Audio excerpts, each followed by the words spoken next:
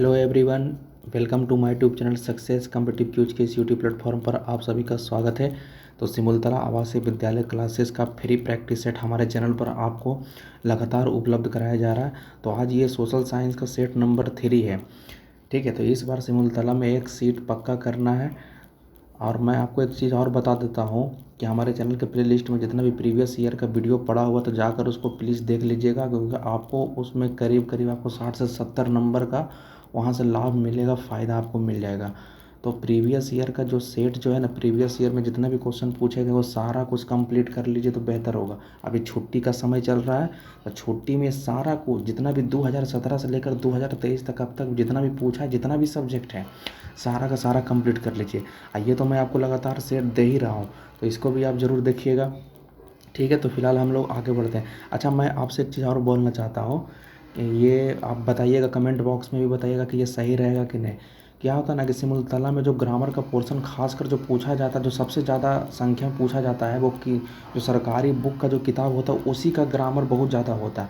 तो मैं ये सोच रहा हूँ कि इंग्लिश वाला में क्या है कि जितना भी किताब का जो ग्रामर है सरकारी बुक का, हम लोग सेट के तौर पर उसे ही शुरू करेंगे।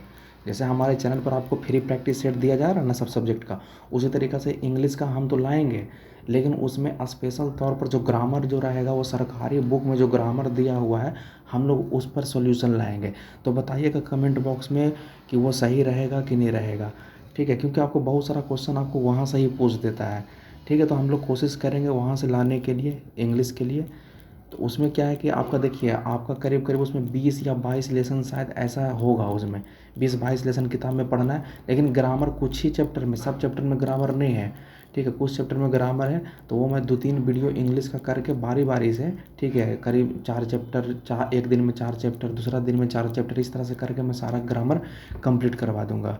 तो बताइएगा आप कमेंट बॉक्स में कि यह सही है कि नहीं। अगर सही है तो यस लिख दीजिएगा कमेंट बॉक्स में। फिलहाल हम लोग बिना किसी देर करते हुए आगे बढ़ते हैं। पहला क्वेश्चन आपके मोबाइल स्क्रीन पर सामने है। पहला क्वेश्चन आपसे पूछ रहा है कि भारत में अभियुक्त को दी गई फांसी की सज़ा को निरस्त करने का अधिकार किसके पास है। मतलब अगर किसी को फांसी मिल गया है तो उसकी सज़ा को कम कौन कर सकता है या माफ़ कौन कर सकता है, यह ताकत, ये शक्ति किसको दिया गया वो आपको बताना है। तो बताइएगा 16 नंबर का सही आंसर क्या होगा। मैं आपको ऑप्शन दिखा देता हूँ। ठीक है, एक सेकंड थोड़ा सा रुकिएगा। तो ये रहा आपके सामने ऑप्शन, आप जवाब दीजिएगा।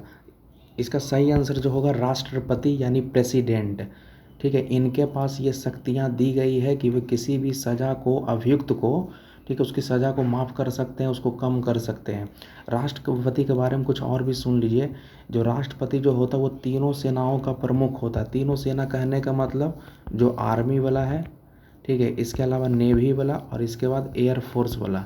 ठीक है, ये तीनों सेनाओं का प्रमुख यानी हेड बॉस कौन होता है, तो ये आपका राष्ट्रपति होता है। राष्ट्रपति के कार्यकाल के बारे में पूछेगा तो वो 5 वर्षों का कार्यकाल होता है। लेकिन अगर उसके बारे में पूछेगा कि राष्ट्रपति बनने का जो उम्र है वो कितना है, तो मिनिमम 35 ईयर्स। ठीक है, कम से कम आपका 35 साल उसका आयु होना चाहिए और भारत का नागरिक भी होना चाहिए। तो ये सब उसकी योग्यताएं हैं राष्ट्रपति का, आपको याद रखना है। ठीक है, ऐसा तो बहुत सारा कुछ है राष्ट्रपति के द्वारा। एक चीज़ और याद रखिएगा कि जितना भी समझौता वगैरह, संधि वगैरह दूसरे देशों के साथ जो होता है, एग्रीमेंट वगैरह, तो वो राष्ट्रपति के नाम से ही होता है। ठीक है, तो ये भी आप ख्याल रखिएगा। और ये भी ख्याल रखिएगा कि राष्ट्रपति जो होता है वो भारत का पहला नागरिक होता है। पहला नागरिक राष्ट्रपति होता है। ठीक है, फिलहाल हम लोग आगे बढ़ते हैं।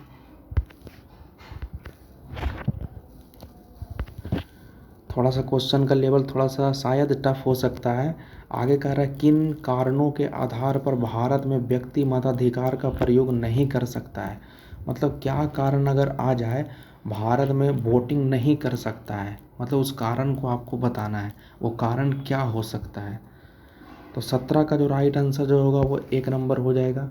मानसिक रूप से विकृत हो सकता है, दिमागी हालत सही अगर नहीं रहेगा तब। और 3 नंबर अवयस्क। अवयस्क मतलब होता है 18 साल से नीचे वाला। तो आपको पता होगा कि 18 साल से जिसका उम्र नीचे होता है वो वोट नहीं दे सकता है। ठीक है, इसके अलावा 1 नंबर भी सही है कि मानसिक रूप से वो सही होना चाहिए। अगर मानसिक रूप से सही नहीं रहेगा तो वो वोट कैसे दे सकता है।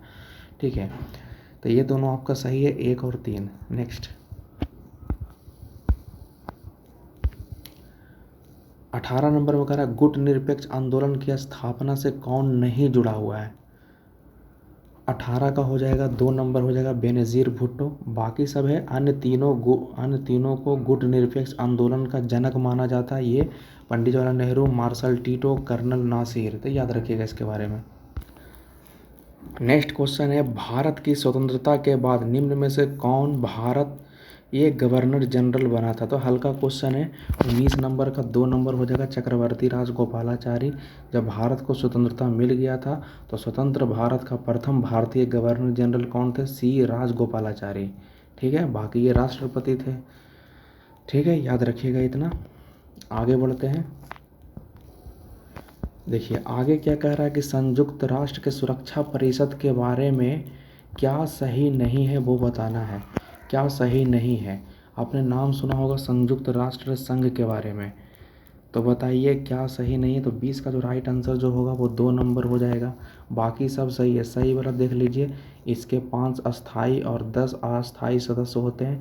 यह अंतर्राष्ट्रीय शांति बनाए रखने में मदद करता है या युद्ध को समाप्त करने के लिए राष्ट्रों से अपील करता है। तो ये इसका काम है। बाकी ये जो आपका जो 2 नंबर जो है, ठीक है, ये आपका क्या हो जाएगा, यही आपका आंसर हो जाएगा। 20 का 2, ये इसका काम नहीं है। अस्थायी सदस्यों का चयन 5 वर्षों के लिए होता है, ये गलत बात है। ठीक है, आगे बढ़ते हैं। अच्छा, ये भी थोड़ा सा ख्याल रखिएगा, जो संयुक्त राष्ट्र संघ है, ठीक है, उसका स्थापना कब हुआ था, 24 अक्टूबर को। 24 अक्टूबर 1945 को उसका स्थापना हुआ था। नेक्स्ट आगे बढ़ते हैं। भारत में चुनाव की सबसे छोटी इकाई कौन सी है। तो 21 का 2 नंबर हो जाएगा विधानसभा। ठीक है, ये आपका पूछ रहा है कि भारत में चुनाव की सबसे छोटी इकाई क्या है, तो विधानसभा। आगे बढ़ते हैं। आगे करा भारतीय राष्ट्रीय कांग्रेस का, सही तो हल्का है। ठीक है, बताइए इसका आंसर क्या होगा 22 नंबर का। आप लोगों ने भी इसका गाइड बुक में बहुत जिक्र किया होगा। ठीक है, ये पढ़ा होगा इसके बारे में। इसका संस्थापक कौन थे, तो 22 नंबर का राइट आंसर क्या हो जाएगा, A.O. ह्यूम। तो याद रखिएगा, भारतीय राष्ट्रीय कांग्रेस की स्थापना जो हुआ था वो 1885 में हुआ था। ठीक है, कौन किए थे, सर इलेक्टोवियन ह्यूम। पूरा नाम है, ऐसे शॉर्ट में क्या बोलते हैं, A.O. ह्यूम। लेकिन अगर आपसे ये पूछेगा कि जो कांग्रेस जो है, कांग्रेस के पहले अध्यक्ष कौन थे, तो याद रखिएगा उसके बारे में, वो W.C. बनर्जी थे, भूमेश चंद्र बनर्जी। ये भी आपको याद रखना है। इसके अलावा आपको ये पूछ सकता है कि पहला अंग्रेज अध्यक्ष कौन था, कांग्रेस का पहला अंग्रेज अध्यक्ष कौन था, तो जॉर्ज यूले। ठीक है, याद रखिएगा कौन था, जॉर्ज यूले। ठीक है, इतना याद रहेगा। चलिए नेक्स्ट क्वेश्चन आगे बढ़ते हैं। नेक्स्ट 23 नंबर में क्या कह रहा है कि 2011 के जनगणना के अनुसार महिलाओं को साक्षरता प्रतिशत कितना है। तो 23 का 2 नंबर हो जाएगा 65%। नेक्स्ट आगे कह रहा सांप्रदायिकता का मतलब क्या होता है। तो 24 का जो होगा वो 2 नंबर, धर्म के आधार पर सामाजिक विभाजन। ठीक है, धर्म के आधार पर सामाजिक विभाजन। नेक्स्ट आगे कह रहा 42वां संविधान संशोधन द्वारा भारतीय संविधान की प्रस्तावना में निम्नलिखित में से विशेषता जोड़ी, मतलब क्या जोड़ा गया है संविधान में, मतलब इंडियन कॉन्स्टिट्यूशन में जो 42 अमेंडमेंट हुआ है, बदलाव जो हुआ है, तो उसमें क्या जोड़ा गया वो आपको बताना है। तो 25 का जो राइट आंसर जो होगा 1 नंबर हो जाएगा, धर्मनिरपेक्षता को जोड़ा गया है। ये कई बार एग्जाम में क्वेश्चन पूछा गया है, तो इसे आप याद रखिएगा। ठीक है, और ये भी याद रखिएगा एक चीज़, अच्छा, प्रस्तावना कहने का मतलब आप क्या समझिएगा, जो वो आप बोलते हो ना, हम भारत के लोग, भारत को एक प्रभु संपन्न, तो ये क्या है, यही प्रस्तावना है। ठीक है, तो इसे आप याद रखिएगा। 26 नंबर में आ जाइए। 26 नंबर में क्या कह रहा है, बांग्लादेश एक स्वतंत्र राष्ट्र कब बना। तो 26 का जो राइट आंसर जो हो जाएगा वो 1 नंबर हो जाएगा 1971 में। याद रखिएगा, कई बार एग्जाम में क्वेश्चन पूछ चुका है। आगे करा नगर निगम का अध्यक्ष कौन होता है। तो 27 का 2 नंबर हो जाएगा महापौर, जिसे हम क्या बोलते हैं, इंग्लिश में क्या बोलते हैं, महापौर को। इसे मेयर भी कहा जाता है। ठीक है, तो मेयर ऑप्शन में रहेगा तो उसे भी आप टिक कर सकते हो। फिलहाल यहाँ पर हिंदी में दिया हुआ महापौर। नेक्स्ट है, संविधान में कितने वर्षों तक के बच्चों के लिए निःशुल्क और अनिवार्य शिक्षा की व्यवस्था किया गया है। मतलब कितना से कितना साल के बच्चों को फ्री में शिक्षा दिया जाएगा, ऐसा संविधान में कहा गया है। तो 28 का जो राइट आंसर जो होगा वो डी नंबर होगा। 6 से लेकर 14 वर्ष तक के बच्चों के बारे में कहा गया है। चलिए नेक्स्ट क्वेश्चन आगे बढ़ते हैं। अगला कह रहा वास्को डी गामा यात्री था कहाँ का था। आप भी कमेंट बॉक्स में बताइए, हल्का क्वेश्चन है। 29 का सी नंबर हो जाएगा, ये पुर्तगाल का था। ठीक है, 1498 में ये कहाँ, ठीक है, भारत आया था। वास्को डी गामा कालीकट बंदरगाह पर आया था। जब ये कालीकट बंदरगाह पर आया था तो वहाँ का राजा जो था जमोरी ने इसका भव्य स्वागत किया था। और धीरे धीरे आया था, ये भी अपना कारखाना वगैरह स्थापित करने के लिए चाहा और स्थापित किया भी। ठीक है, चलिए फिलहाल हम लोग आगे बढ़ते हैं। 30 नंबर में क्या कह रहा है कि प्रागैतिहासिक काल का मतलब क्या होता है। तो 30 का हो जाएगा 2 नंबर, वह समय जिसका कोई ऐतिहासिक लिखित ब्यौरा ना हो, मतलब लिखा हुआ नहीं हो, उसे हम बोलते हैं प्रागैतिहासिक काल। नेक्स्ट आ जाइए 31 नंबर, ब्रिटिश प्रधानमंत्री ग्रेनविले ने स्टॉप एक्ट किस वर्ष पारित किया। बताइए 31 नंबर का राइट आंसर क्या हो जाएगा। 31 का 1 नंबर हो जाएगा। ठीक है, 31 का हो जाएगा आपका 1 नंबर 1765। नेक्स्ट क्वेश्चन आगे बढ़ते हैं। रॉलेट एक्ट कब पारित, ये बहुत वीवीआई क्वेश्चन है। 32 का जो राइट आंसर जो होगा वो सी नंबर हो जाएगा, 1919 ईस्वी। इसके अलावा जालियांवाला बाग जो हुआ था वो भी आपका 13 अप्रैल 1919 को ही हुआ था। इसके बारे में भी आप याद रखिएगा। ठीक है, पंजाब में हुआ था जालियांवाला बाग हत्याकांड। कौन करवाया था, जनरल ओ डायर। ये भी आपको थोड़ा सा ध्यान में रखना है। ठीक है, इसके अलावा और भी थोड़ा सा आप ये याद रख सकते हो कि एक साइमन कमीशन का नाम आप लोगों ने सुना होगा। साइमन कमीशन जो आया था वो भारत 1927-28 के पीरियड में वो भारत आया था। इस साइमन कमीशन को वाइट कमीशन के नाम से भी जाना जाता है। ये थोड़ा सा आप याद रख लीजिएगा। नेक्स्ट क्वेश्चन आगे करा, राजा राम मोहन रॉय ने किस सामाजिक बुराई को खत्म करने के लिए संघर्ष किया। एक बार क्वेश्चन और आ चुका है, सेट में ही आया है। 33 का जो राइट आंसर जो होगा वो डी नंबर हो जाएगा, सती प्रथा। ठीक है, राजा राम मोहन रॉय। ठीक है, 1835 में सती प्रथा का अंत हो गया था लॉर्ड विलियम बेंटिंग के साथ मिलकर। मतलब राजा राम मोहन रॉय और लॉर्ड विलियम बेंटिंग के साथ मिलकर सती प्रथा का अंत 1835 में कर दिया था। चलिए नेक्स्ट क्वेश्चन आगे क्या कह रहा है, थोड़ा सा ध्यान दीजिएगा। कह रहा भारत में पुर्तगाल उपनिवेश की राजधानी गोवा को बनाने वाले व्यक्ति कौन था। ठीक है, भारत में पुर्तगाल उपनिवेश मतलब एक तरह से कब्जा ही समझ लीजिए कि राजधानी को गोवा बनाने वाला व्यक्ति कौन था। तो आगे मैं आपको ऑप्शन दिखाता हूँ।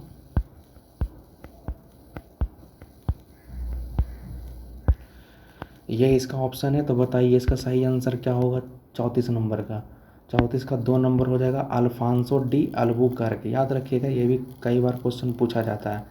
नेक्स्ट आगे कह रहा है इसमें, अंग्रेजी सरकार द्वारा किस ईस्वी में सूती वस्त्रों पर आयात कर हटा दिया गया। मतलब जो टैक्स लगता था ना सूती वस्त्रों से, टैक्स कब हटा दिया गया, तो वो आपसे पूछ रहा है। तो 35 का जो राइट आंसर होगा, 35 का 2 नंबर हो जाएगा, 1881 में। नेक्स्ट ये थोड़ा सा पीरियड बताने के लिए कह रहा मध्यकालीन इतिहास का पीरियड बताइए कहाँ से कहाँ तक होगा। तो 36 का जो राइट आंसर होगा वो 2 नंबर, 8वीं से 16वीं शताब्दी। नेक्स्ट आगे करा, मनुष्य द्वारा पहली बार नियोलिथिक युग में, ये 6 क्लास में पढ़ना है, नियोलिथिक युग में पालतू बनाया जाने वाला पशु कौन था। हल्का क्वेश्चन है। 37 का जो राइट आंसर हो जाएगा वो सी नंबर हो जाएगा, कुत्ता।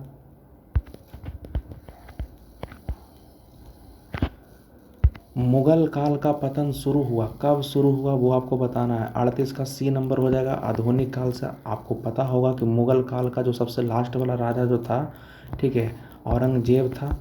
ठीक है, औरंगजेब की मृत्यु जो था वो 1707 ईस्वी में हो गई थी। उसके बाद मुगल वंश को संभालने वाला कोई ढंग का राजा मिला नहीं। ऐसे तो कहा जाता है कि मुगल वंश का अंतिम शासक बहादुर शाह जफर द्वितीय था, लेकिन अगर आपसे ताकतवर में पूछेगा तो ये 1707 तक, मतलब जब तक वो औरंगजेब था तब तक ठीक था। लेकिन जैसे उसका मृत्यु हुआ तो उसके बाद ये मुगल काल का पतन होना धीरे धीरे शुरू हो गया। ठीक है, आगे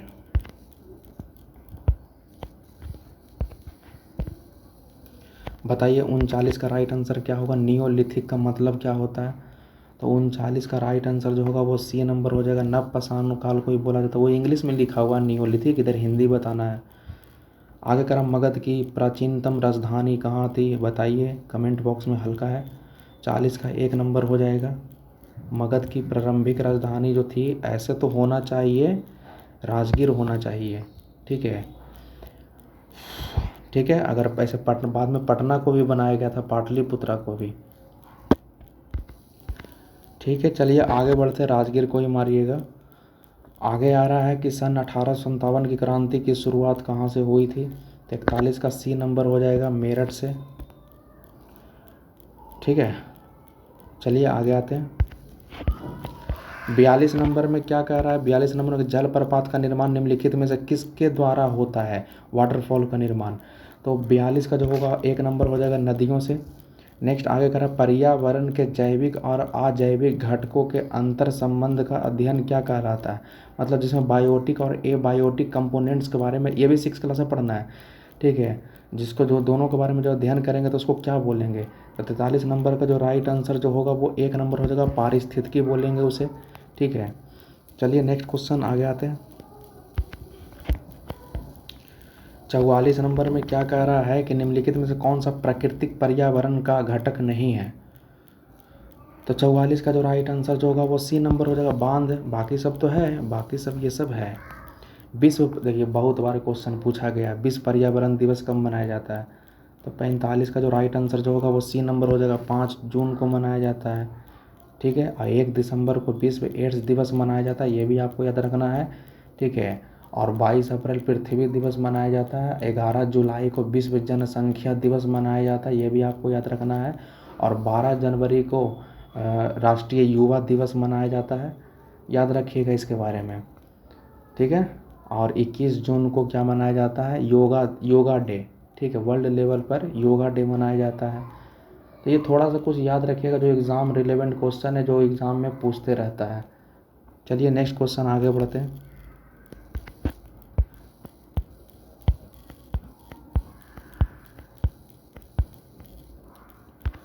अगला क्वेश्चन यहाँ पर कह रहा है कि जैविक संसाधन का एक उदाहरण बताइए। तो 46 का जो राइट आंसर जो होगा वो सी नंबर हो जाएगा, ठीक है, यही जैविक संसाधन है। अगला कह रहा भारत के पश्चिमी तट पर स्थित राज्य जिसकी तट रेखा सबसे लंबी है, कई बार एग्जाम में क्वेश्चन पूछा गया है, 47 का डी नंबर हो जाएगा, ठीक है। ये पश्चिमी घाट में स्थित, इस तरह से भारत का मानचित्र आपको पता होगा, तो इस साइड वाला को कहा जाता है वेस्टर्न घाट। तो इसमें वेस्टर्न घाट में जो है, जो लंबाई जो है तट रेखा का, गुजरात का सबसे ज़्यादा है। चलिए नेक्स्ट आगे आते हैं। आगे इसमें कह रहा है, एक सेकंड, निम्नलिखित में कौन सा पुनर्विक्तीकृत संसाधन नहीं है। तो बताइए 48 का जो राइट आंसर होगा क्या हो जाएगा। तो 48 का जो होगा वो आपका सी नंबर होगा, वन्य प्राणी, ठीक है। ये आपका पुनर्व्यतिकृत संसाधन नहीं है, बाकी ये सब है, ठीक है। सौर ऊर्जा, लौह अयस्क, वन, ये सब है, ये थोड़ा सा याद रखिएगा। ज्वालामुखी के मुख को क्या बोलते हैं, ज्वालामुखी का जो मुख होता है उसको क्या बोला जाता है। तो 49 का राइट आंसर जो होगा डी नंबर हो जाएगा, क्रेटर कहा जाता है, क्रेटर, याद रखिएगा इसके बारे में। आगे कह रहा है कि बिंदु जहाँ भूकंप की उत्पत्ति होती है उस बिंदु को क्या बोलते हैं। तो 50 का जो राइट आंसर जो होगा वो आपका हो जाएगा 2 नंबर, भूकंप केंद्र बोलते हैं, ठीक है। सेंटर जिसे कहा जाता है, सेंटर आप बोल सकते हो। लेकिन देखिए अगर आपसे ये पूछेगा कि जहाँ पर भूकंप का पहला झटका लगता है उसे हम बोलते हैं ईपी सेंटर, ठीक है, ईपी सेंटर बोलते हैं, अधिक केंद्र आप बोल सकते हो, ठीक है। चलिए नेक्स्ट क्वेश्चन आगे आते हैं। कारण निम्नलिखित में से कौन नदी का निक्षेपण क्रिया द्वारा बनता है, निक्षेपण क्रिया द्वारा कौन बनता है वो आपको बताना है। तो 51 का सी नंबर हो जाएगा, डेल्टा, ठीक है। 52 नंबर में कह रहा भूकंप से संबंधित अध्ययन क्या कहलाता है। तो हल्का क्वेश्चन है, 52 का सी नंबर होगा, सिस्मोलॉजी बोलेंगे, ठीक है। और भूकंप की तीव्रता का मापन जो किया जाता है वो रिक्टर पैमाना पर किया जाता है, रिक्टर स्केल पर, ये भी आप याद रखिएगा किस पैमाना पर किया जाता है, रिक्टर स्केल पर इसका मापन किया जाता है। चलिए नेक्स्ट क्वेश्चन। जानवर जो पेरियार राष्ट्रीय उद्यान के मुख्यतः संरक्षण में हुआ है, मतलब ये पेरियार राष्ट्रीय उद्यान जो है ना, ये केरला में, तो ये बताइए किसके लिए फेमस है। तो 53 का जो राइट आंसर जो हो जाएगा वो 2 नंबर हो जाएगा, हाथी के लिए वो फेमस है। ठीक है। अब अच्छा, अगर आपसे ये पूछेगा मानस कहाँ है, मानस वन्य जीव, तो मानस आपका असम में है, काजीरंगा भी असम में ही है, इसके बारे में याद रखिएगा। ठीक है। अब अच्छा ये पूछेगा कि वाल्मीकि राष्ट्रीय उद्यान कहाँ है, तो ये बिहार में पश्चिमी चंपारण में पड़ता है। ये कई बार एग्जाम में क्वेश्चन पूछा गया है। ठीक है। बिहार वाला जो वन्य जीव अभयारण्य जो है वो पढ़ कर जाइएगा। ठीक है। थोड़ा सा गूगल पर सर्च कर लीजिएगा कि बिहार में कौन कौन है, उससे क्वेश्चन आपसे कई बार क्वेश्चन पूछा जाता है। चलिए नेक्स्ट क्वेश्चन आगे आते हैं। इसके अलावा जो बिहार का जो मैप है, मैं बता देता हूँ आपको, बिहार के मैप को आप क्लियर कर लीजिएगा। मतलब क्वेश्चन इस तरह से पूछेगा कि बिहार के उत्तर में क्या है, ठीक है, आपका दक्षिण में क्या है, पूरब में कौन सा जिला है, इस तरह से कभी कभी क्वेश्चन पूछ देता है। या कभी कभी ऐसे ही पूछेगा कि बताइए बिहार को वो कौन सा जिला जो नेपाल से सटता है।